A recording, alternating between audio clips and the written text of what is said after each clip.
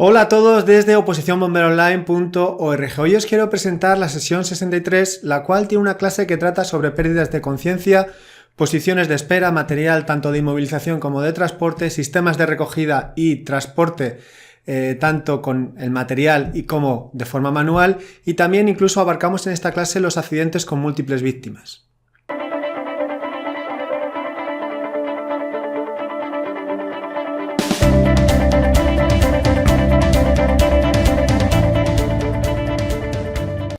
La sesión 63 contiene los temas de pérdidas de conciencia, posiciones de espera, material tanto de inmovilización como de transporte, sistemas de recogida y de transporte con los medios, con los materiales o sin los materiales, de forma manual, y también vemos accidentes con múltiples víctimas. Vamos a ver en detalle cuál es el contenido de dicha clase. Dentro de las pérdidas de conocimiento, vimos en la clase anterior, en la clase de la sesión 62, el lipotimia. Definimos y diferenciamos lipotimia, síncope, definimos, diferenciamos causas, síntomas, primeros auxilios, y también vimos shock. Esto lo vimos en la clase anterior.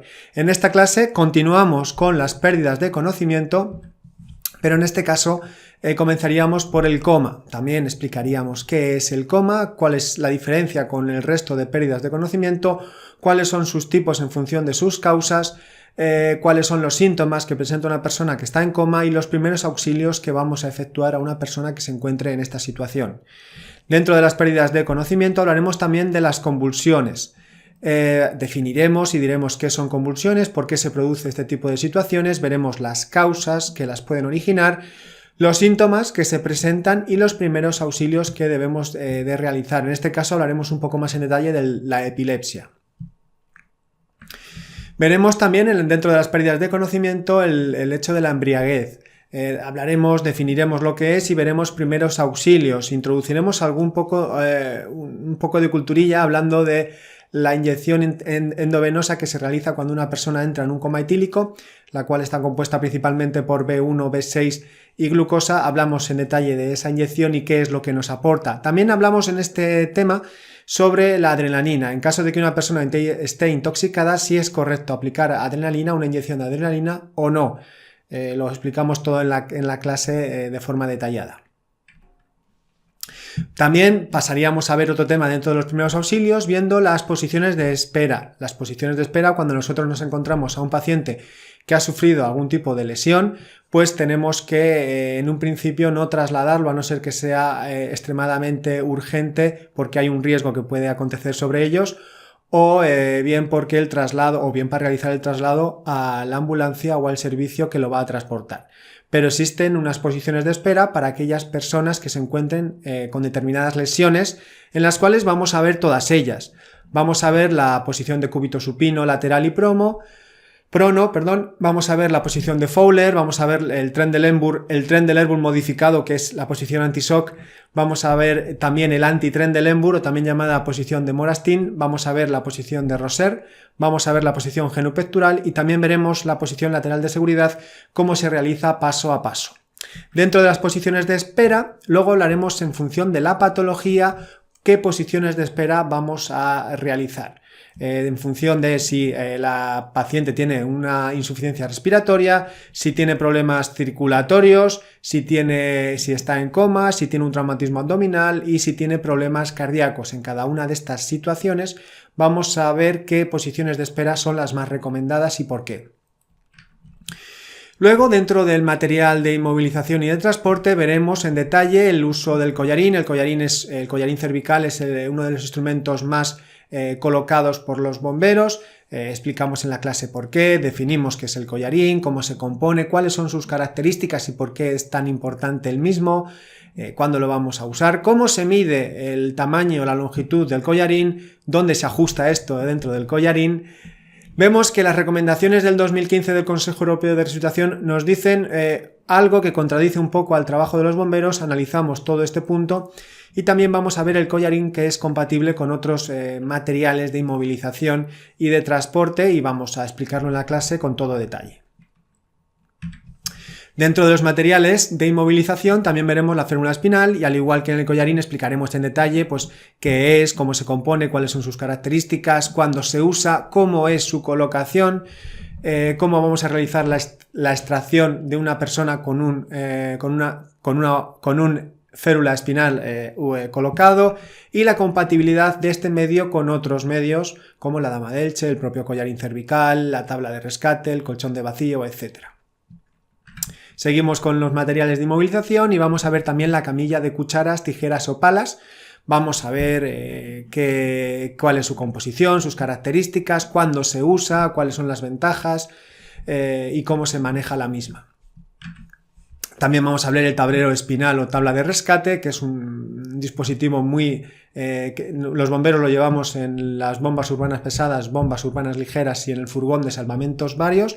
Vamos a ver qué es, cuáles son sus características, el tema de cuánto peso soporta, de cuáles suelen ser sus longitudes, si se puede complementar, se complementa con el pulpo o las cinchas. El atado de camilla, hablaremos un poquito por encima del atado de camilla y veremos algunos puntos sobre este aspecto. También veremos que se puede complementar, que se adjunta junto con la dama de Elche para evitar los movimientos de la cabeza. Todo esto lo vemos, por supuesto, en la clase con todo detalle. Dentro de los materiales de inmovilización también veremos la dama de Elche, también llamada cámara tetracameral, inmovilizador tetracameral o también, como ya he dicho, dama de Elche. Lo mismo, definiremos qué es, de qué se compone, cuáles son sus características, su uso, su colocación y su compatibilidad con otros medios, otros materiales de inmovilización. Colchón de vacío, lo mismo, veremos qué es, de qué se compone, cuáles son sus características, cómo consigue esa rigidez. Tenemos que hacer una presión negativa, tenemos que generar una presión negativa dentro del mismo con una bomba de aspiración. Cuándo se va a usar, cómo se coloca y cuáles son, si es compatible con otros medios o no, otros materiales de inmovilización y de transporte.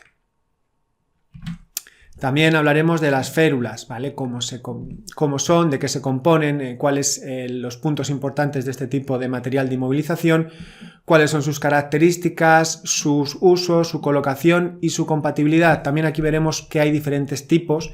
Están las rígidas, las inflables y las de vacío. Explicamos en la clase cada uno de estos tipos con todo detalle.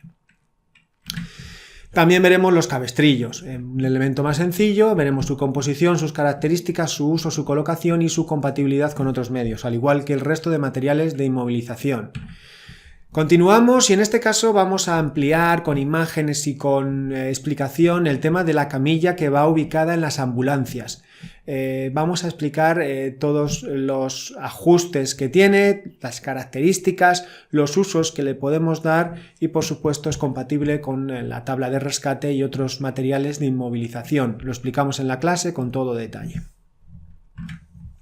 También vamos a ver de otro dispositivo que está en las ambulancias, no está en los vehículos no suele estar, por lo menos en mi servicio, no está en los vehículos de bomberos, que es la silla de evacuación, la cual hablaremos cómo se encuentra plegada, se despliega, cuáles son sus características, cómo se ajusta, cuándo se usa y compatibilidad con otros materiales de inmovilización. Lo explicamos en la clase con todo detalle para que tengáis una idea clara de lo que esta silla de evacuación nos puede aportar.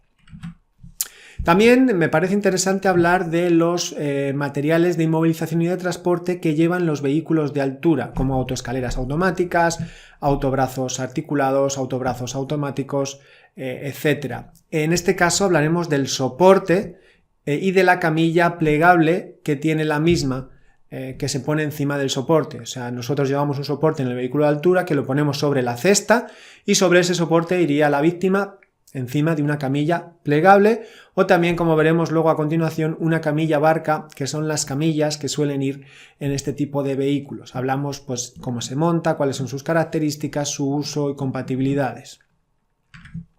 También, como ya he dicho, hablaremos de la camilla barca, que es el tipo de camilla que suele ir en los vehículos de altura. ¿Vale? Ahí están todas sus variedades, autoescaleras extensibles, autobrazos, etc. Y esta es la camilla que se suele ubicar ahí porque es la camilla en la cual se pueden hacer rescates con cuerdas. En la clase lo explicamos con todo detalle. Vale, una vez que hemos visto los materiales de inmovilización y de transporte, vamos a ver los sistemas de recogida y de transporte, tanto utilizando estos materiales como realizándolos de forma manual. Veremos las maniobras básicas para colocar a una persona en una tabla, que suele ser la actuación más realizada por los bomberos, ¿vale? Siempre que tenemos materiales los vamos a utilizar, por supuesto. En este caso hablaremos de la técnica de la cuchara, que aunque está en desuso vamos a explicar en qué consiste, cómo se realiza, cuántas personas hace falta, cada persona qué hace, etc. Y hablaremos del puente simple, que es la técnica que realmente más se utiliza, la que es actual en estos momentos. Y hablaremos con todo detalle de la misma también. Luego hablaremos del transporte de personas que han sufrido algún tipo de lesión, tanto si es en el mismo plano como si es en distintos planos, ¿vale? Y al igual, tanto si es por un rescatador o tenemos dos rescatadores, las técnicas van a variar. Vamos a hablar de técnicas manuales y de técnicas con materiales. Y quizás en este punto insistiremos un poquito más en las técnicas manuales, porque en las técnicas con materiales, digamos que pondríamos a la víctima sobre una tabla. Ya habríamos explicado lo que es el Fernokey y cómo se ajusta, el collarín cervical. Entonces, en este punto vamos a destinarlo un poco más a las técnicas manuales en caso de que por riesgo vital hay que sacar a una persona, por ejemplo, de un incendio. Si no la sacamos se va a intoxicar más. Si está en parada cardíaca hay que sacarla para reanimarla a una superficie plana y dura, etc. Es decir, si hay un riesgo vital por algo que pueda acontecer, tenemos que sacar a esa persona con los medios que tengamos y de forma urgente. ¿Vale? Por eso vamos a ver las técnicas manuales que vamos a realizar sobre un paciente en una situación de riesgo extremo.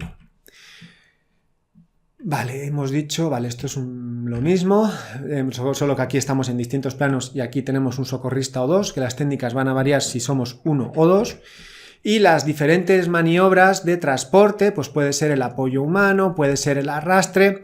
Veremos cómo se puede realizar ese arrastre. El método de bombero, en qué consiste, es muy complicado. Un bombero solo lo debería poder realizar, pero es bastante complicado de hacer si una persona está inconsciente. A hombros o a espaldas, a burriquito, es una variante.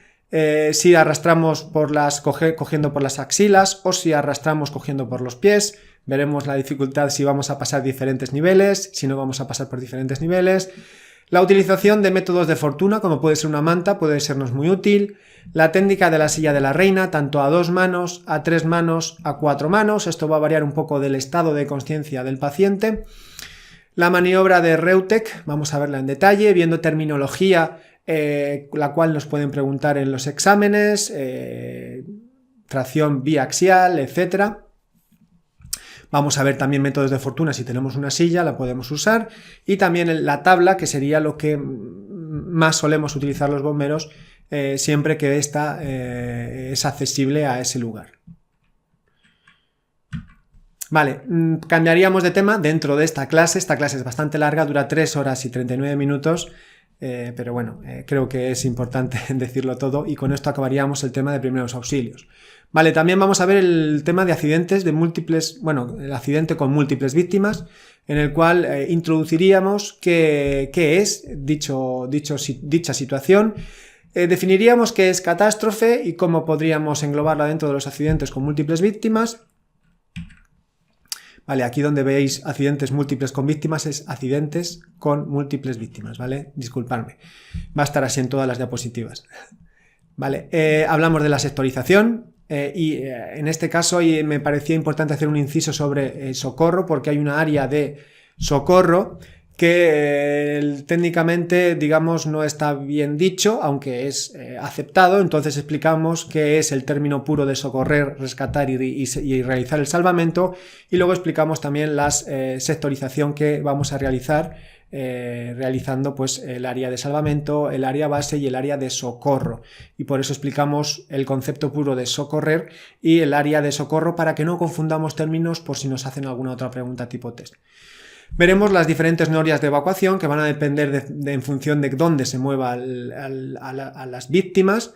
La noria de rescate, la noria de socorro, aquí también el concepto de socorro está un poquito trastocado, pero lo explicamos en la clase. La noria de evacuación y la noria interhospitalaria, o también llamada primera noria, segunda noria, tercera noria y cuarta noria de manera correlativa. Vale, vemos los accidentes con múltiples víctimas, el fallo que he dicho antes. Vamos a ver la clasificación de las víctimas, explicando el etiquetado, si tiene etiqueta negra, roja, amarilla o verde, explicando cada una de ellas, a qué personas, a qué lesiones incluiría y qué atención haríamos dentro de las mismas. Hablaremos de criterios de prioridad, etiquetas, realmente aquí introducimos y aquí desarrollamos el tema, y luego veríamos los diferentes métodos de triaje que veríamos, los que simplifican, digamos, este método de clasificación, que está el método SORC y el método STAR, que lo explicamos en la clase con todo detalle. Y estos serían el índice de la clase de la sesión 63. La clase, aparte de los contenidos que hemos dicho, tiene imágenes, textos, vídeos, etc. Y como ya he dicho, tiene una duración aproximada de unas 3 horas y 39 minutos. Dentro de la sesión 63 se adjunta junto a la clase un PDF con todo el contenido de la clase, pudiéndolo así imprimir y poder tomar apuntes de una forma mucho más eficiente. Además, la clase también está en formato MP3, pudiendo así estudiar y repasar desde el móvil o un reproductor MP3. También se adjunta un test en formato PDF y en formato interactivo con 27 preguntas sobre los temas tratados en la clase. Además, se pueden enviar las dudas por correo electrónico, creando clases de resolución de dudas con las dudas recibidas. Estas clases de dudas, junto con las modificaciones y actualizaciones que se hagan de la clase, estarán siempre disponibles dentro de lo que es el paquete de la sesión 63. Todo lo mencionado compondría la sesión 63 y para poder acceder a todos los archivos de la sesión 63 debes de realizar la solicitud en la página web que se indica a continuación y realizar el aporte de 2 euros como se indica. El aporte de 2 euros es para compensar parcialmente el gasto de medios y tiempo y poder de esta manera seguir creando clases para la oposición a bombero. Vale, espero que el contenido de este vídeo haya sido de tu interés. Un saludo y hasta pronto.